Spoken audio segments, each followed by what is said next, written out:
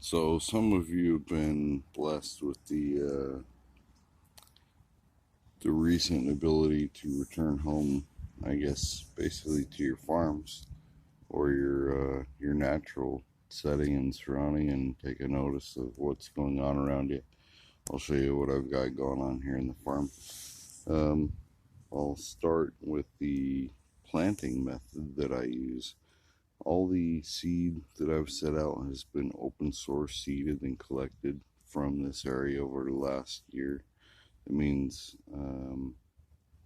I haven't gone out and purchased seed other than what I've needed to fill in the blanks for food and different flower and attractants like that that go well with the food crops.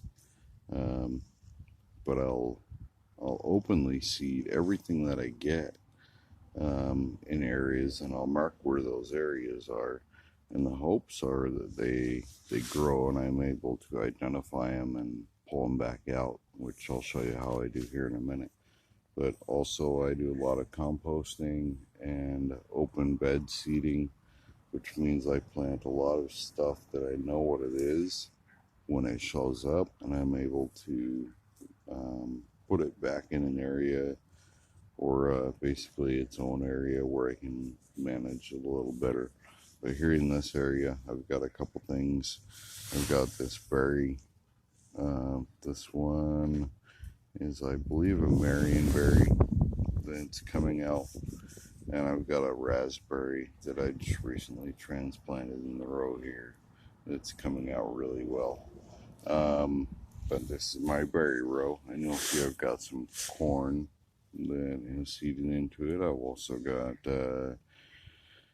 a bean that's starting to crop up, and then I've also got there's another seedling I saw starting to crop up here. But anyways, as I'm taking time to manage my rows, I can notice those different items and pull them out. And what I've noticed talking to people about them and their food sources, and I've come to realize, is that a lot of basic food sources have also been doubly named as weeds. Um, Probably the funniest one is dandelion.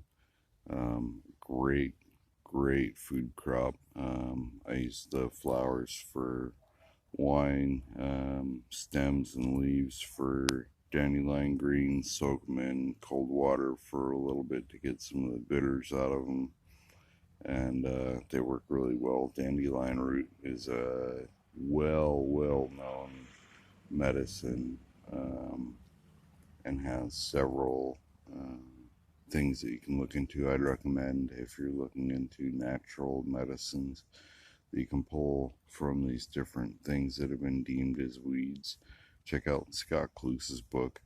It's not, well, I guess it is a little bit hippy dippy for my taste, but he's also got a very balanced medical perspective on it. Could be a bit more inclusive on some of the chemistry of how these plants work in the medical sense, but it is a good base to start identifying those.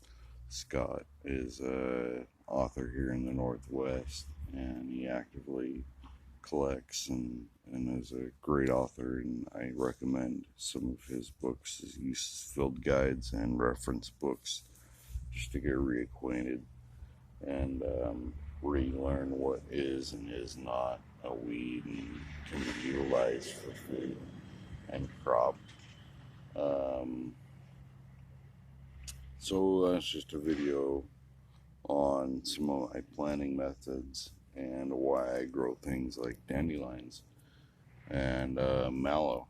Mallow is another great example of something that can be collected and, when intentionally grown, is a great food and sugar and also medicinal use source. But I'll go into that in future videos.